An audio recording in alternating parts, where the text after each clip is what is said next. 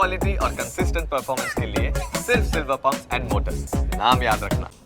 મારું નામ મુકેશ સતાસિયા, હું અત્યારે હાલ ગોંડલ જ રહું છું અને આજે ગોંડલ માર્કેટ યાર્ડની અંદર કાલે 5 વાગે જે લસણ આવ્યું છે, ચાઇનાનું લસણ આવ્યું, એના માટે આજે હું તમને બતાવું છું. આજે દેશી લસણ છે.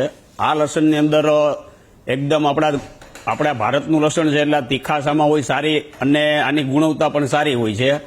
અને જે આ લસણ છે એ ચાઇનાનું છે. જે ચાઇનાનું લસણ જે બહારથી સરકારની છાનું આવે છે કે એની નીતિ પ્રમાણે જે આવે છે છાનું મૂનું, પણ આ લસણની અંદર જે ગુણવત્તા છે એ આપણા દેશી લસણ જેટલી હોતી નથી. એટલા માટે ચાઇનાનું ખરેખર ઇન્ડિયાની અંદર ચાઇના લસણ વેચાવા આવવું જ ન જોઈએ. તફાવતમાં જે દેશી લસણ છે એ લસણની અંદર જે ગુણવત્તા હોય, જે તીખાશ હોય અને તે લાંબો ટાઈમ લોકોને સ્વાસ્થ્ય માટે સારું રહે છે. અને જે ચાઇનાનું લસણ છે એ આપણા સ્વાર્થ માટે ક્યાંથી આવે છે, શું કેવી રીતના બનાવે છે એ આપણને ખબર નથી, છતાંય આપણે આ લસણ ખાવું ન જોઈએ.